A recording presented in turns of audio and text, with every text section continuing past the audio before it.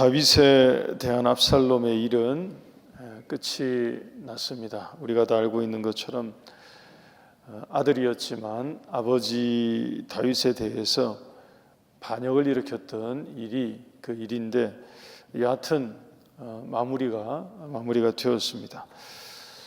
하지만 일은 끝났지만 우리가 결과도 중요하지만 과정도 중요하다는 얘기를 하지 않습니까? 일은 잘 끝났기 때문에 다윗이 다시 왕궁으로 돌아올 수 있게 되었고, 그리고 잠시 잃어버렸던 왕권을 다시 되찾게 되었습니다만 그 과정을 보면 그다지 아름답지가 않습니다. 그래서 그 과정에서 일어났던 그 몇 가지 좀 좋지 않았던 일들의 여파가 이어지고 있습니다. 과정에 이런 일이 있었었죠. 다윗이 압살롬의 세력을, 압살롬을 위시해서 다윗을 반대하여서 무리를 지었던 그 세력을 꺾을 때 다윗의 마음 가운데는 좀 부드러운 결말을 원했습니다. 그래서 반역을 일으켰던 그 압살롬을, 더더군다나 아들이었기 때문에 반역을 일으켰던 압살롬을 너그러이 대우하라 하는 것이 전쟁의 지침이었죠. 그래서 부드럽게 좀 잘 마무리하고 싶은 그런 마음으로 그런 명령을 내렸는데, 군대의 지휘관이었던, 아마 기억하실 것입니다, 요압이라는 사람이 다윗의 그 명령을 어기고 그 전쟁을 피해 전쟁으로 바꿔버렸습니다. 살려서 데려오라는 그런 다윗의 바람도 있었고 명령도 있었지만 요압은 압살롬을 전쟁터에서 죽였고요. 그리고 심지어 그 시신도 수습해서 가져오지 않았고, 그리고 오히려 찾을 수 없도록 어딘가에 던져버리고 왔습니다. 결과는 다윗의 승리로 끝이 났습니다만 다윗의 마음에는 이게 패배보다 더 아픈 그런 큰 상처로 남게 되었던 거죠. 그래서 다윗이 사무엘하 19장 13절 말씀을 보게 되면 요압을 그의 자리에서 내려버립니다. 우리가 이전에 봤습니다만 너희는, 다윗이 제사장들에게 말하는 것이죠, 너희는 또 아마사에게 이르기를 너는 내 골육이 아니냐, 네가 요압을 이어서 항상 내 앞에서 지휘관이 되지 아니하면 하나님이 내게 벌 위에 벌을 내리시기를 바라노라 하셨다 하라고 하면서 요압을 좌천시키고, 그리고 그 자리에 아마사라는 다른 인물을 군대의 수장으로 앉힌 것입니다. 오늘 이 본문의 내용인 사무엘하 20장의 내용이 무엇이냐 하면 바로 그 일의 여파로 생긴 뒤이어진 그런 일들입니다. 여러분, 요압은 이전에도 설명을 드렸습니다만 요압은 무서운 사람이에요. 이 사람은 다윗의 마음을 자기가 잃었고, 그래서 자기가 차지하고 있던 그 군대 수장 자리, 군대 장관 자리를 잃었는데 그것을 다시 빼앗겼던 그것을 되찾아야 한다는 생각 때문에 아주 끔찍한 일도 마다하지 않는 그런 사람이었습니다. 여러분, 20장 1절 2절 한번 보시기 바랍니다.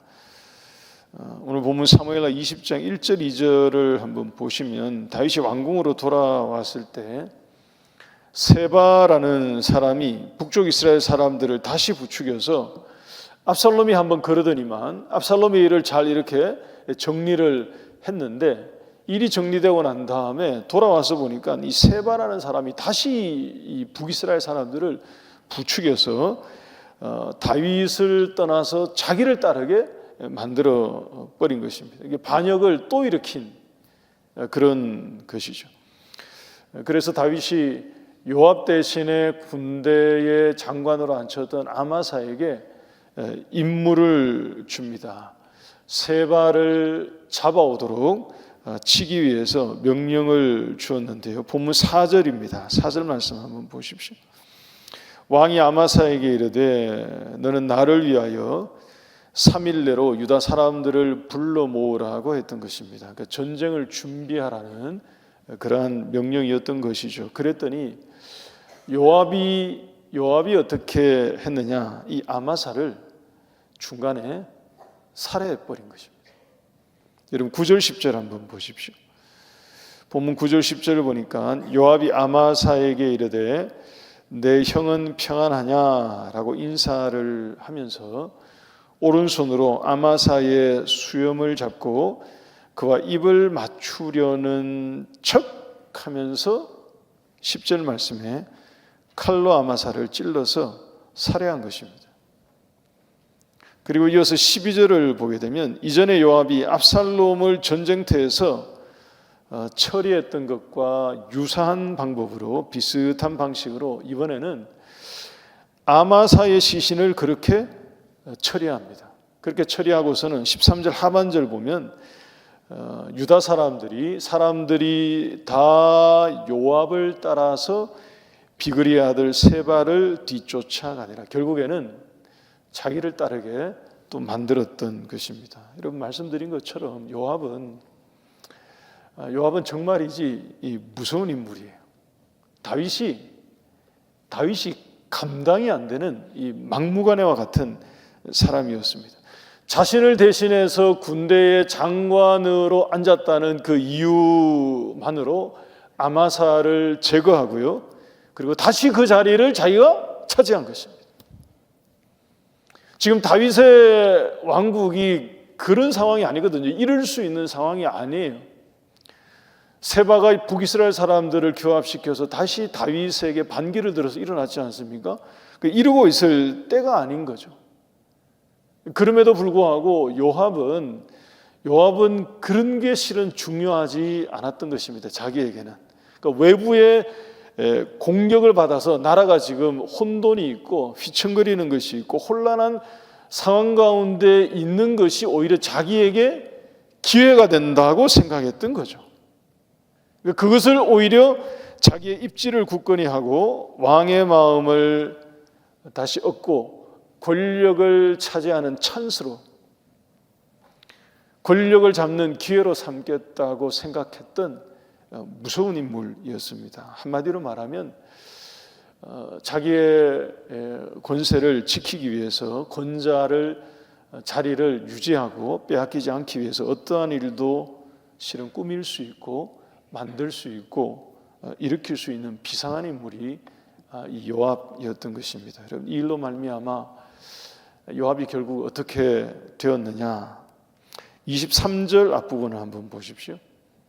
오늘 보면 23절 앞부분을 보시면 요압은 이스라엘 온 군대의 지휘관이 되었다 하는 말씀이 있죠. 다윗은 아마 울며 겨자 먹기 식으로 그를 다시 군대 장관으로 앉힐 수밖에 없었던 것으로 보입니다. 왜냐하면 아마사를 앉혔더니 아마사가 죽임을 당해요. 여러분, 다른 사람을 앉히면 다른 사람이 괜찮을까요? 안 괜찮을 거예요. 더 이상 세울 사람도 마땅치 않고 또 군대가 요압을 다 따르고 하니까 아마 다른 방도가 없었을 것입니다. 교회 여러분, 이 요압에게 다윗은 그냥 만만한 왕이었던 거예요. 요압에게 다윗은 그야말로 상대하기 쉬운 왕이었습니다. 언제라도 자기 마음대로 조종할 수 있다고 생각을 했던 그런 거죠. 바꿔 말하면 이런 것 아니겠습니까? 이 나라는 다윗의 왕국이라고 하지만 이 나라는 내 손안에 있소이다 하는 이런 거죠. 이 요압에게는. 그렇지 않고서야 한두 번도 아니고 왕의 판단과 명령을 이렇게 가볍게 여기고 우롱할 수는 없었을 것입니다. 우리 사랑하는 하늘교회 성도 여러분, 오늘 이 본문 사무엘하 20장 지금 앞부분에 나오고 있는 이 요압에 관한 이 모습에서 우리가 도저히 찾아볼 수 없는, 요압에게서 도무지 발견할 수 없고 도저히 찾을 수 없는 겸허함과 겸손함, 그 겸손한 마음이 저와 여러분들 가운데는 반드시 있기를 그것을 잃어버리지 않고 있기를 주의 이름으로 소원합니다. 여러분, 세상적인 지혜와 지략과 술수로 보자면 요압은 탁월한 사람이었어요. 그에게는 이런 기술이, 이런 지혜가, 이런 지략이 분명히 있었습니다. 자신의 안위와 자리를 지키기 위해서는 얼마든지 그런 지략과 방법을 술수를 사용할 수 있는 능력이 있고 실력이 있던 그런 사람이었는지 몰라도 요압은 하나님을 기쁘게 하거나 왕인 다윗의 마음에 참된 기쁨을 주거나 그러지는 못했습니다. 여러분, 그의 최종적인 결말이, 이 요압의 최종적인 결말이 오늘 본문에 나오는 이 23절이 아니에요. 그가 온 이스라엘의 군대의 지휘관이 되었다 하는 것이 그의 이야기의 최종적인 결말이 아닙니다. 열왕기상 2장 5절 6절 말씀을 한번 보시기 바랍니다. 이전에도 한번 우리가 읽었는지 모르겠습니다만 다윗이 임종할 때에 솔로몬에게 유언으로 남기기를 이렇게 말하죠. 스루야의 아들 요압이 내게 행한 일, 곧 이스라엘 군대의 두 사령관 넬의 아들 아브넬과, 아브넬은 그 이전에 요압이 죽인 그 사람이에요. 뒤에 나오는 아마사는 오늘 본문에 있었던 그 일입니다. 아마사에게 행한 일을 네가 알거니와 그가 그들을 죽여 태평 시대에 전쟁의 피를 흘리고 전쟁의 피를 자기의 허리에 띤 띠와 발에 신은 신에 묻혔으니 내 지혜대로 행하여, 솔로몬에게 말한 거죠. 너의 지혜대로 행하여서 그의 백발이 평안히 수월에 내려가지 못하게 하라. 무서운 유언을 다윗이 솔로몬에게 남긴 것입니다. 이게 다윗의 마음속에 있었던 진심이었던 거죠. 여러분, 다윗은 요압을 내치지 않고요, 그가 계속 곁에 군대 수장으로 두면서 쭉 함께 갔습니다.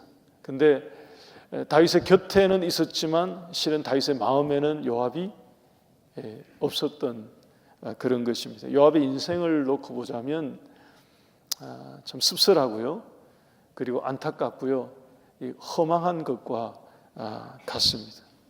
솔로몬이 이 요압을 어떻게 했느냐? 열왕기상 2장 31절에서 33절 말씀을 이어서 한번 보시면 솔로몬이 다윗의 유언을 따라서 이렇게 합니다. 왕이 이르되, 그러니까 솔로몬을 얘기하는 거예요. 솔로몬이 이르되 그를 죽여 묻으라. 요압을 얘기하는 것입니다.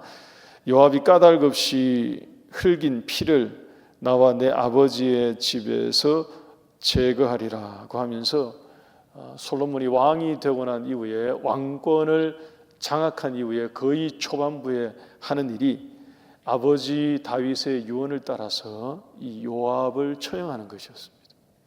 성경에 기록된 요압에 대한 하나님의 최종적인 판단이 비극적인 결말이었음을 우리에게 실은 명확하게 보여주고 있는 것입니다. 여러분, 오늘 이 본문 사무엘하 20장의 앞부분에 나오는 이 요압에 관한 이런 모습, 그가 보이고 있는 이런 행태, 그가 선택하고 있는 이러한 길, 이런 것과 다르게 우리가 교독하고 또 이 뒷부분에 등장하고 있는 요압과 다른 지혜를 가진, 요압과 다른 지혜로운 한 사람, 한 여인이 등장하고 있습니다. 우리가 오늘 말씀에서 함께 교훈을 얻고자 하는 대상이, 인물이 바로 이 사람입니다. 14절 말씀 보십시오. 본문 14절 보시면 세바와 함께 그를 따랐던 북이스라엘 사람들이 어디로 들어가서 소위 말해 진지를 구축했느냐 하면 아벨과 벤마가와 벨이 온 땅에 이르렀다고 되어 있습니다. 그랬더니 15절에 요압이 사람들을 끌고 와서 이 아벨 성읍을, 벤마가의 아벨 성읍을 포위한 것입니다. 그리고 거기에 토성을 쌓고 성벽을 무너뜨리겠다라고 이 성읍 전체를 실은 함락시키겠다는 이런 준비를 하고 있었습니다. 여러분, 지금까지 요압이 보였던 행동과 모습을 보게 되면 요압이 이 아벨 성읍을 그냥 호락호락하게 그냥 둘 계획이 아닌 거죠. 그야말로 섬멸시키고요, 함락시키고요, 세바와 그의 사람들을 치기 위해서 성읍 전체가 무너질 수 있는 그런 위험한 순간에 놓이게 되었던 것입니다. 바로 그때 이 아벨 성읍 안에 살고 있던 지혜로운 여인, 이름이 없지만 지혜로운 여인 한 사람이 나와서 요압에게 담대하게 말하고 그리고 지혜롭게 어떤 말을 함으로써 성읍 전체를 살린 내용이 오늘 우리가 읽은 이 내용입니다. 18절 19절 말씀 보시기 바랍니다. 본문 18절 19절 말씀입니다. 여인이 말하여 이르되 옛 사람들이 흔히 말하기를 아벨에게 가서 물을 것이라 하고 그 일을 끝냈나이다. 나는 이스라엘에 화평하고 충성된 자 중 하나이거늘 당신이 이스라엘 가운데 어머니 같은 성을 멸하고자 하시는도다. 어찌하여 당신이 여호와의 기업을 삼키고자 하십니까? 여러분, 이 여인의 말은 이런 얘기죠.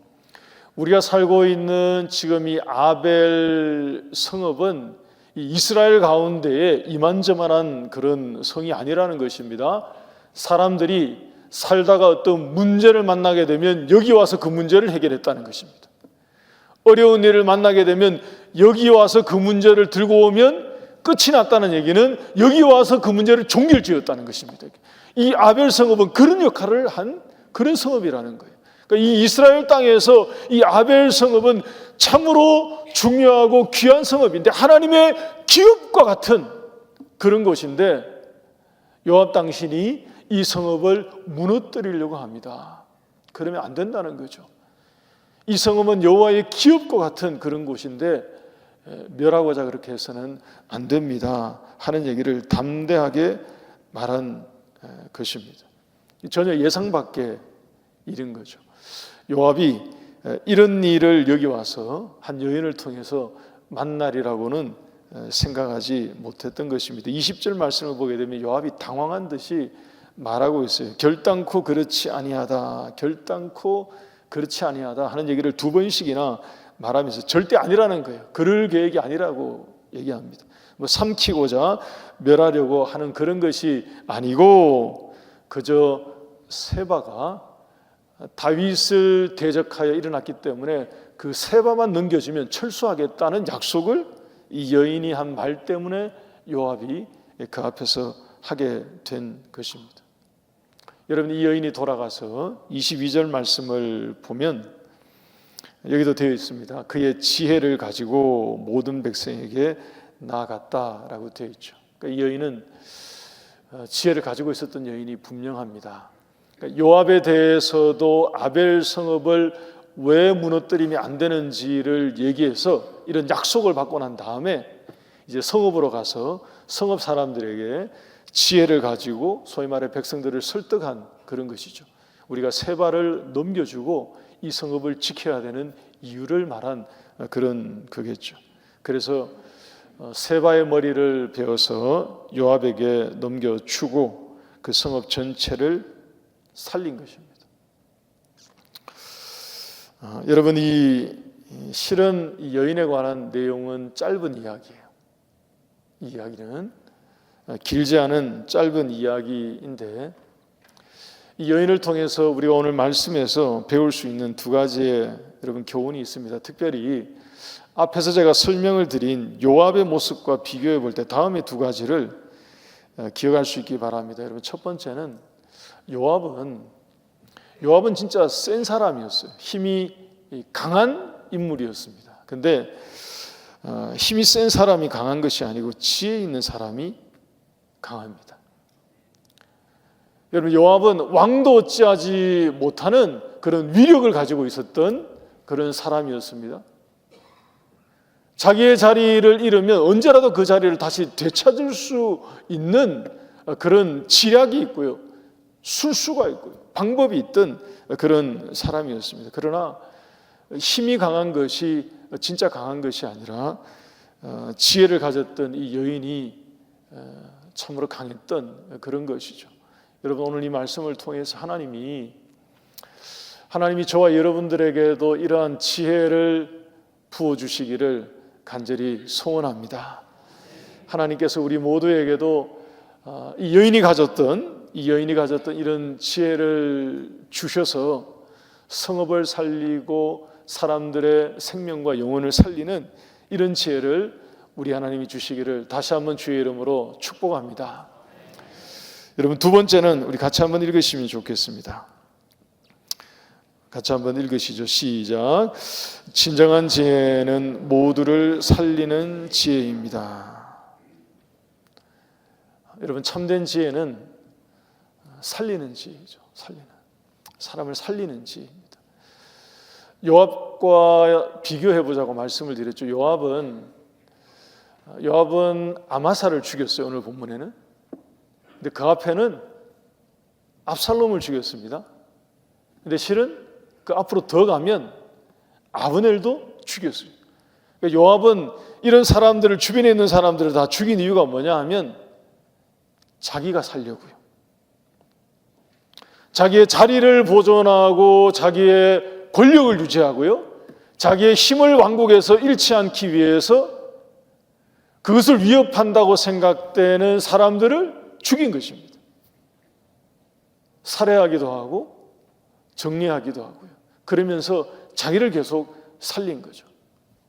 자기를 살리기 위해서 다른 사람들을 죽이는 그런 지략을 보였고, 그런 지혜를 가지고 있었다면 요압은, 여러분, 이 여인은 이름 없는 한 무명의 이 여인은 성읍을 살리고 모두를 살리고 사람들을 살리는 지혜를 가지고 있었던 것입니다. 하나님께서 우리에게 이 지혜로운 여인에게처럼 이런 지혜를 주시기를 다시 한번 간절히 소망합니다. 여러분, 얼마나 귀해요. 한번 보세요, 여러분. 한 사람이잖아요, 한 사람. 여러분, 두 사람도 아니고요, 한 사람이에요. 오늘 본문 보게 되면 지혜로운 여인 한 사람이라고 나와요. 이게 약간 강조되어 있거든요. 한 사람인 것입니다. 두 사람이 필요했던 것도 아니고요, 지혜로운 여인 한 사람이 있으니까 그 성읍을 살립니다. 아멘이십니까, 여러분? 하나님께서 우리의 가정에 지혜로운 사람 한 사람을 세워주셔서 가정 전체가, 가문 전체가 하나님 앞에서 살아나게 되는 그런 은혜가 임하기를 축원합니다. 누가 그 한 사람이 되어야 합니까? 그럴 때 우리는 당연히 우리가 돼야죠. 내가 돼야죠. 여러분, 가정에서 내가 지혜로운 사람이 되어서 우리 가정을 살리고요, 여러분, 교회에서 내가 지혜로운 사람이 되어서 한 사람이 필요한데, 그 한 사람이 내가 되어서, 지혜로운 그 한 사람이, 지혜로운 한 여인이 내가 되어서 내가 속해 있는 그 성읍을 살리고 교회 공동체를 살리고요, 우리가 일하는 그 일터와 사업장에 여러분 지혜가 필요합니까? 그러면 지혜로운 그 한 사람이 내가 되어서 하나님의 은혜가 임하는 통로가 되시기를 주의 이름으로 축원합니다. 여러분, 어떻게 하면 이런 지혜를 얻을 수 있을까요? 우리가 지혜로운 여인이 되기를 원하고 지혜로운 성도가 되기를 원하고 오늘 본문에 나오는 이 지혜로운 한 사람, 이 사람이 되기를 원하는데 어떻게 하면 이런 지혜를 얻을 수 있겠습니까? 성경을 찾아보면 성경에서 말하는 지혜를 얻는 방법이 보여요. 세 가지 정도 정리해 볼 수 있습니다. 이 세 가지 말씀드리고 소개하고 말씀을 마치겠습니다. 지혜는 어떻게 얻을 수 있는가? 첫 번째, 잠언 1장 1절에서 5절 말씀을 보면 이렇게 건면합니다. 지혜는 하나님의 말씀으로부터 얻게 되는 것입니다. 믿으십니까? 여러분, 잠언 전체가 그것에 관한 말씀이죠. 다윗의 아들 솔로몬이 아비로부터 쭉 물려받았던 그 지혜와 훈계의 말씀들을 가지고 자기 아들들에게 이제 잠언을 남깁니다. 하나님의 말씀을 전수하고 있는 그런 것이죠. 잠언 전체가 그것에 관한 말씀인데 가장 앞에 1장 1절에서 5절 사이에 선명하게 알려줍니다. 무엇으로 지혜가 생기는지를. 하나님의 지혜와 훈계를 멸시하지 않고 그것을 듣고 붙들고 주목하여서 그것을 마음에 새기고 붙들고 있을 때에 명철을 얻게 된대요. 지식을 얻게 된대요. 어리석은 자가 슬기롭게 될 것이라고도 약속합니다. 지혜로운 자는 지식을 더하게 된다고 말씀합니다. 그러니 우리가 지혜를 얻기를 원한다면 하나님의 말씀으로부터 얻어야 되는 줄 믿으시기를 바랍니다. 그럼 두 번째, 지혜를 어떻게 얻을 수 있느냐? 야고보서 1장 5절 말씀을 보게 되면 우리 너무 잘 아는 말씀이죠. 여러분, 하나님께 구함으로 지혜를 얻을 수 있습니다. 누구든지 지혜가 부족하면 후히 주시고 꾸짖지 아니하시는 하나님께 뭐 하라고요? 구하라, 그리하면 주시겠다고 약속하셨습니다. 여러분, 지혜가 필요하십니까? 여러분, 지혜가 필요하십니까? 가정의 지혜가 필요하고 사업장의 지혜가 필요하고 내가 일하고 있는 그 일터의 직장에서 지혜가 필요하고 교회에 지혜가 있는 사람들이 필요하고 지혜가 필요하고 우리 사회에 그리고 우리나라에 지혜가 필요하다면 후히 주시고 꾸짖지 아니하시는 하나님께 구함으로 지혜를 받으시기를, 지혜를 얻으시기를 주의 이름으로 축복합니다. 그래서 우리가 지혜로운 사람이 되어서 가정도 살리고 교회도 살리고 사회도 살리고 우리의 공동체를 내가 머물고 있는 내 주변을 살리는 그런 살리는 한 명의 지혜로운 여인 같은 그런 지혜로운 사람들이 다 될 수 있기를 바랍니다. 끝으로 한 가지만 더 말씀드리면 고린도전서 12장 8절을 보니까 하나님이 은사로 이 지혜를 주신다고 되어 있어요. 고린도전서 12장에는 은사에 관한 말씀이거든요. 은사를 쭉 나열하십니다. 거기에는 방언의 은사도 있고요, 병 고치는 은사도 있고요, 통변하는 은사도 나오고요, 또 영을 분별하는 은사도 나오고요. 뭐 여러 가지 은사들이 쭉 열거되어 있는데 여러분, 고린도전서 12장에서 은사에 관한 얘기들이 쭉 나오면서 가장 첫 번째로 나오는 은사가 무엇이냐? 바로 이 지혜의 은사입니다. 하나님이 은사를 왜 주실까요, 여러분? 모든 사람에게 각각 나누어 주시는 이 은사 하나님이 왜 주시느냐? 성경에 딱 기록되어 있습니다. 유익을 위해서 주신 거예요. 유익을 위해서. 근데 은사를 받은 사람이 은사가 있다고 해서 그것이 교회 공동체의 유익이나 영혼들에 대한 유익이나 이 유익을 추구하는 것으로 은사를 사용하는 것이 아니라 그것을 다른 방식으로 자신을 과시하거나 자신의 그 은사를 가지고 뭘 드러낼 수 있는 듯이 사용한다 그러면 처음부터 틀린 거예요. 처음부터 잘못 들어쓴 것입니다.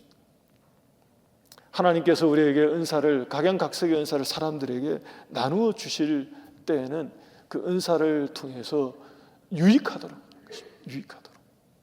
근데 그 은사 중에 보니까 가장 먼저 지혜의 은사를 말씀하셔요. 성령을 통해서 지혜의 은사를 주신다. 이게 우리에게 필요하죠. 말세지마를 살아가는 이때에 여러분, 지혜의 은사가 필요합니다. 하나님이 주시는 이 지혜가 우리에게 선물처럼 필요해요. 그래야지 분별할 수 있습니다.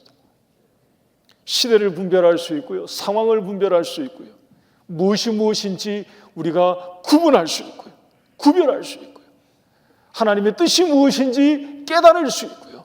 그래서 어긋난 길로 가지 않을 수 있도록 우리를 붙잡아주는 하나님이 우리에게 주시는 그 지혜, 그 지혜의 은사를 받아서 신실하게 살아가는, 영혼을 살리고 우리 주변을 살리고 우리의 영혼을 살리고 주변 사람들의 영혼을 살리고 교회를 살리고 가정을 살리며 이 시대를 분별하여 하나님 기뻐하시는 그러한 신실한 성도로 살아가는 우리 모두가 되시기를 주의 이름으로 축원합니다.